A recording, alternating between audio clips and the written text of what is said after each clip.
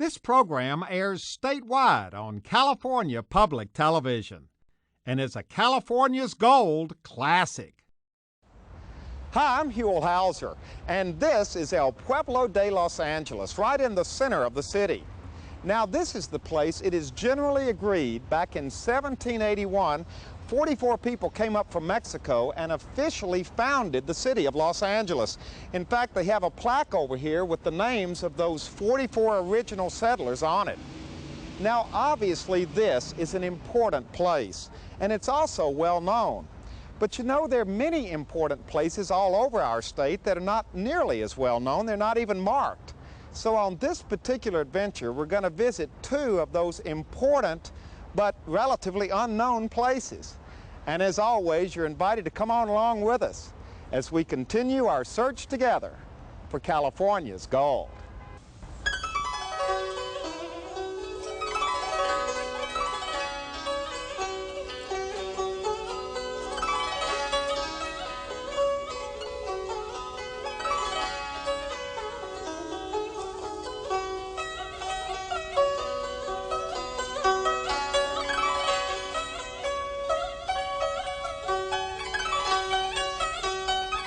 It was a long and controversial war, a war that took place in a faraway little country called Vietnam.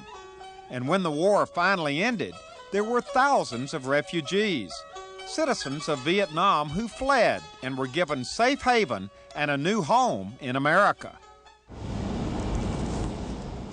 It's a little-known bit of American and California history, and to get to the exact spot where it happened, we traveled to a fairly remote part of the huge Marine Corps base at Camp Pendelton. The place is nothing more than a huge empty field these days, but back in 1975, at the end of the Vietnam War, this field was very important because this is the place in America the Vietnamese refugees first landed. The camp opened the latter part of April of '75 and then stayed in operation through the rest of the year. Now, how many people were actually here at the time, at its peak? Well, at its peak, I think we housed about 16,000 at once. Really? And the total processed was 54,000 through the months that it was in operation. Now, where were the tents? Where were the camps? Well, are we standing right in the middle? We're standing on what was one of the tent camps. We started with those Quonset huts over there, and when they filled up rapidly, the Marine Corps began putting up sets of tents, and all of this flat land behind you and behind me and down that road were rows and rows and rows of tents. And of course, now not only they had to shelter, but we had to have water, electricity, chemical toilets, food, medical, and everything that a city of 15,000 would need. So you were quickly faced with a major logistical problem, just getting people, and it happened quickly too. These were refugees that were coming in immediately. About a week is what they had to put it up, time to put it up. Yes, they were coming in by the thousands already. And as soon as we'd put up the cots, people would fill them up. How old were you when you were here? I was either 3.5 or 4 years old, and I don't remember living in the tents as much as I do maybe playing or maybe getting food in the mess halls. But there are some memories there, but they're not as clear as the memories of my parents. Well, you were just a small child. I was. Are these the kind of stories that are passed down, though, about coming here and being here? I mean, have you heard this from your parents over the years? Yes, I have, because I too have asked them, but they have taken the time to explain it to me and to tell me about the first time we've come to this country, the United States, how it was, how we started out. It's almost a story of just self-sacrifice for them to do all they could to help us, but it's a matter of survival, and at least with Camp Pendelton being here, this is our first chance to start surviving again. Yeah. Now, you were here. Yes, I was here. Do you have any memories? How old were you? I was approximately 7 months old. Oh, so well, you don't have, I don't remember you don't have many much. memories here. No, I don't. I was pretty scared at first, but then my dad told me this is just going to be temporary, and then the Marine Corps, it's just the people who were helping us, there was a sense of security was there because we're in America. And we were kids, so as long as our parents were with us, then we feel like, yeah, we're okay. This is just going to be temporary, and we're going to move on. Well, there's not much to see here. This was it. Would you say your first view of America? Can you remember having an opinion about what you were seeing, what was around you here? No, but because it's, there was like rows and rows of tents. So, but now coming back here, I feel like I'm going to a camping site. Yeah. Well, that's kind of what it was. Yeah, but it was different though, and there was a lot of Vietnamese. There was a lot of people, and we all looked really funny because we were wearing like this long jackets, Marine Corps jackets, and it was like hanging all the way down to our ankles, and we all looked like penguins in a way. I was 14 at the time. What do you remember? Well, I remember the mess hall, the tents, the cold shower. If you wake up late in the morning, then you have nothing but cold shower. Well, that's kind of like being in the Marine Corps anyway. Yes, believe it or not, initially we were not thinking of staying in America. My father actually wanted to go to France because he was a doctor, but he got his degree. He got his degree from France, so he wants to go to somewhere he can practice right away. But after thinking over, he finally decided to stay in the U.S. When I came here with my 2 children, it was scary. I don't know what the future is going to be for my children, but I know that we are safe. I remember crying every day, for the first 6 months. Really? Yes, crying every day for the first 6 months. I know that I don't want to go back to Vietnam, but then looking for the future is dark, it's scary. But I try my best. I told my husband that we try our best to make the best of anything, any situation we are in. We have to make the best out of it. So we did try, and we did make it so far. We're very happy for the children. Now this is interesting. It's called The Hand of Hope. And can you tell us the story behind The Hand of Hope? Yes, because so many Vietnamese refugees will stay here. And before, we know that sooner or later we have to leave this camp for our new life. So we want to have something for memory, something to show up appreciation that this country, especially the Camp Pendelton, who have helped us in our first settlement. That is the very important time of our life. So the refugee trying to build this, to live here, going to stay here forever, even though we don't have a chance to come back. It stay here. So our memory, appreciation. Now this whole thing lasted about 8 months. 7, 8 months, right. And there's really nothing here that would give any indication that the tent city ever existed. Most people today, including the Marines who are here, don't remember that this was the staging area for the refugee program. The buildings behind us that you can see, the Quonset huts, those are now reserve training billets. When reservists from all the services come in to do their summer training, they're bunked here, and then they use the various ranges. But except for the Hand of Hope, which is the only monument that exists that says anything about the refugee program here at Camp Pendelton. You would never know that anything ever existed here. No, the Marine Corps uses the same areas where the tents came down. They started running, Amtraks and Jeeps and foot traffic through there. It's just another training area on the base. Wow. Well, time moves on. It's kind of, nature has kind of taken it back. Here it is. That's it. As you can see, that everything's now 20 years later. The trees that were saplings back in those days, just as in these young people who have now grown, tall to be an integral part of society here in the United States, and real strong people. It's really a wonderful thing to see. What do you feel like you gained here at Camp Pendelton? I think for most of the people, for most of the Vietnamese refugees, it was a sense of balance or equilibrium from the chaos that was happening in Vietnam to the time we were here, it was still very scary and very confusing, but it gave us an opportunity and some time to think, no matter how predictable the future was, there was still a future. So there was some balance that was created by coming to Camp Pendelton, and it was just basically starting over, and we knew we were starting over. All the families here were starting fresh. Yeah. Well, that can be exciting and scary at the same time. I think there was a lot of anxiety, but because the future is so unpredictable, you can make whatever you want from it. Yeah.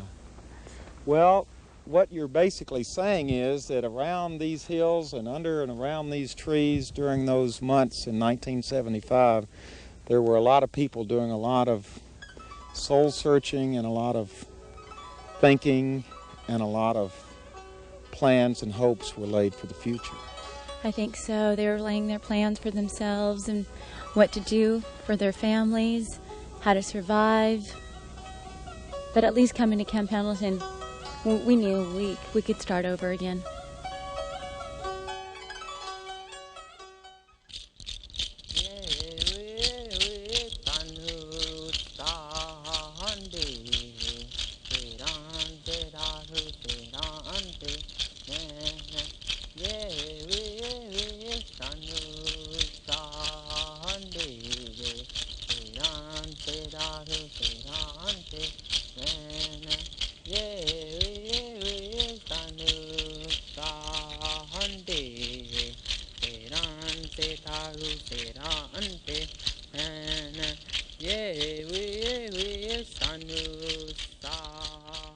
They were established back at the turn of the century, schools for Indians that were financed and run by the Bureau of Indian Affairs.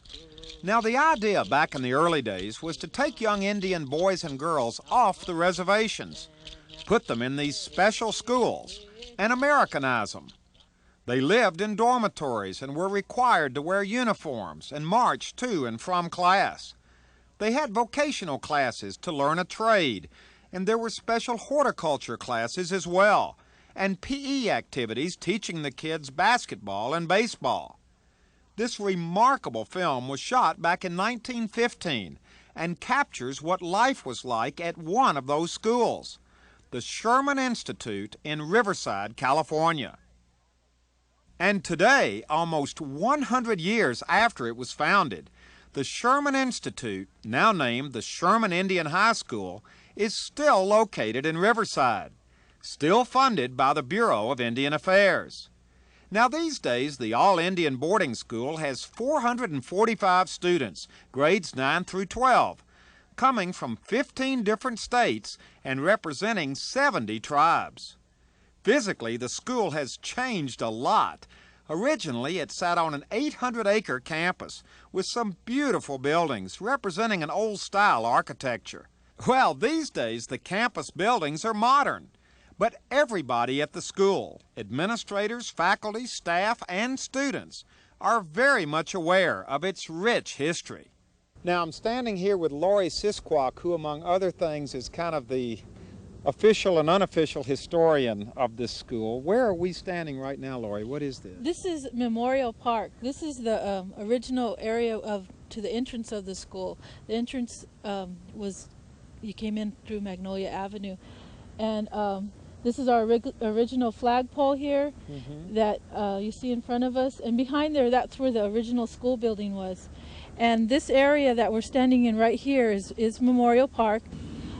These trees that are around us, many of them were planted in tree planting ceremonies by different senators and commissioners of Indian Affairs from about 1901 to 1906.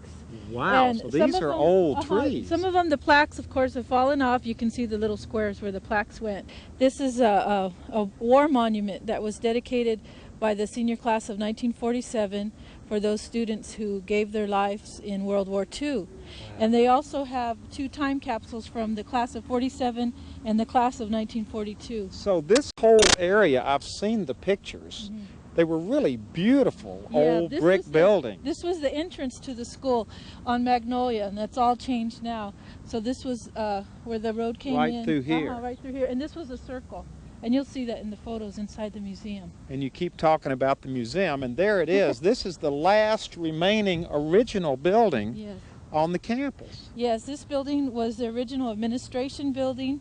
It was made in 1901, and it was about to be torn down when the rest of them were in 1970. And a few of the people here on campus, a few of the employees, they petitioned to have it preserved, and then it was put on the National Landmark for Historic Places. Oh, really? And it's Riverside City Landmark number 16, I believe. Boy, you've got a lot of nice stuff in here. Where did all of this come from? Most of it was donated from private collections, from former students, their families. Students have made some of the things, different classes. The dioramas were made by the classes in 1970s. And you've got a lot of wonderful pottery over here. Yes, and most of them came from private collections. When the museum was established in 1970, a lot of private collectors donated their whole collections too. Now here's a lady here who I think you've been here before, haven't you? Yes, a few years back. Who is this lady right here? Amelia Rivera. She's our president of the Sherman alumni, and she's a very dear friend to the museum and to myself. And I'll let her tell you about her days here at Sherman. And So you were a student here? Yes, I was. Well, tell us about that. Well, all I know is that it was a wonderful experience for me because of the fact that all the students here, we were all like brothers and sisters, and this is the way I see them, and this is the way we still see each other when we have our reunions. Now, is there a picture of you around here? Yes, there's one. You found the picture of yourself? Oh, yes, I see this every year. Well, we haven't seen it. Where are you up here? I'm right here. I'm Oh. Class of 44. Class of 44, and you're right there. That's it. You know, this school over the years has had very distinct phases in its history, hasn't it? Yes, it has. From the early concepts of relocation and taking the Indian out of the Indian, taking the culture away, taking the dress away, taking the language away, trying to make the people that were sent here, and they weren't young people at that time necessarily either. There were older people that were in the early 20s and even mid-20s. Was that a policy of the Bureau of Indian Affairs to de-Indian the Indian? That was one of the philosophies that, through the history BIA, that was one of the philosophies that has been pushed on the schools. And they thought that by bringing them here and putting them in uniforms and cutting their hair and not allowing them to speak their language, that somehow or another that would what? That was the goal, was to try to from my understanding, they'll take them off the reservations, put them into the mainstream, and do away with the Indianness within them. And then what phase did you move into? Fortunately, then we became more focused on the education and career development of people, and that became the trades came in that part of it. Relocation was not necessarily bad at that point. You know, it may not have been perfect, but it wasn't bad in the sense that it offered people a chance to everything from welding to baking to barbering to being how to do laundry, all sorts of things here on this campus were taught for people to go to work. So this became more of a trade, a vocational school back, what, during the 20s I and think 30s? that, no, it was farther into the 50s, early 50s, and to the late 50s. And then in the 60s, the focus started to change to become an accredited comprehensive high school. And that's what we are today in the sense that our students leave here and they go to college, they go to universities, they go to community colleges, they go to trade schools. They do things like every other kid does in Southern California. So is the idea to prepare these young people to go out into the larger world off the reservation, but at the same time to give them a sense of who they are when they go out into that larger world? Exactly, but not to lose their identity, right? Not to lose their culture.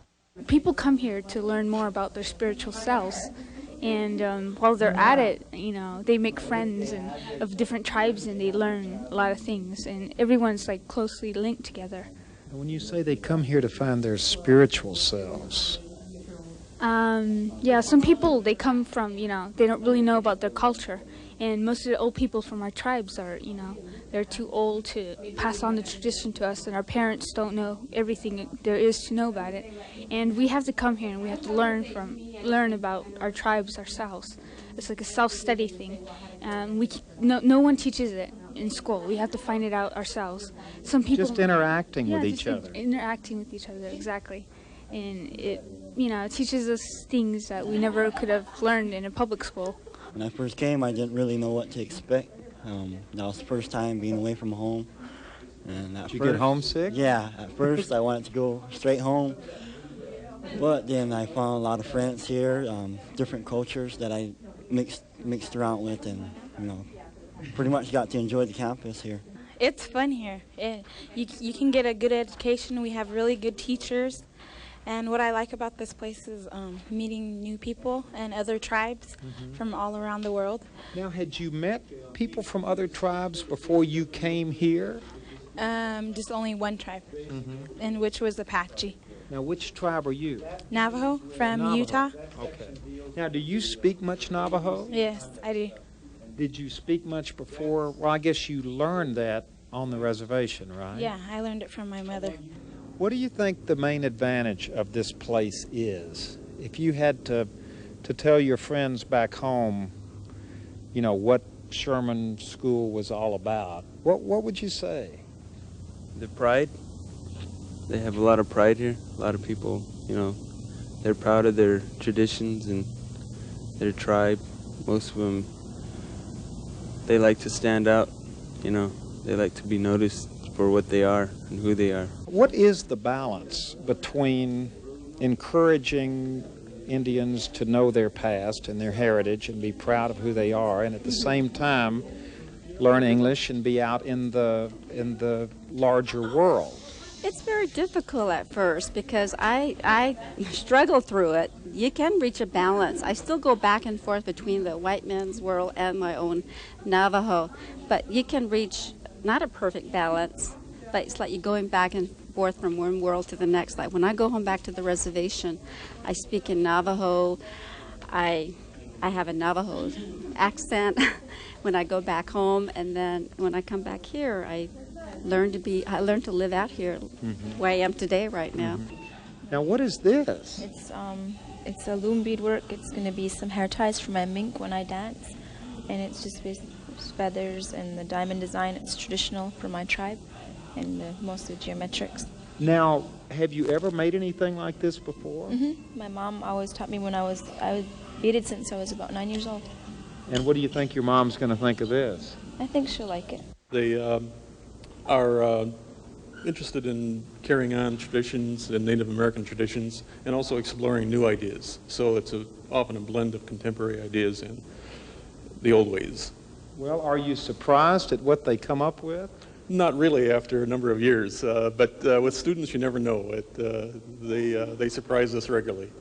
It didn't always used to be this positive for job opportunities and educational opportunities after they left here, did it? Well, if you go back historically and look what was tried to attempt to have a boarding school was to convert an Indian into a white man. In other words, let's take them out of the role of what we called savage in the old days into what we want them to be. No, definitely not. Again, I think because Indians are now having a role in their own destiny, that we are concerned. There's a very small percentage of students graduating from high school, Indian students, that are going on to college and getting their degree. We want to change that. We want them to be able to see the 21st century with clear eyes. And without us doing it and helping them, they will never make it. That's our concern. It's, I think, 100% different than what it used to be. Well, as a guidance counselor, this must make you feel optimistic that the future is bright. That's the only reason I'm here. Yeah, we're going to make that future bright. It's going to happen because these kids will make it for themselves. They come to us with raw innate intelligence, and we try to blossom that, and then we make sure they go into a good school, and then they can be whatever they want to be, and they can go home and practice what they've learned if possible. We have many students here that high school graduation is really a big thing still. I mean, you know, a lot of places, high school graduations now, there's beach balls bouncing around, and it's sort of a nobody's paying any attention, let's get this over with type thing. But here, our graduation is really still a special thing because we still have students that they're the first ones in their family to have graduated. And they come up and say, I'm going to be the first one to graduate in my family. And that's important. And people come, I mean, when we have graduation, we have our parking lots filled with trucks and cars from Arizona, Nevada, Utah, Idaho, Washington, Oregon. I mean, the people come long distances to see this.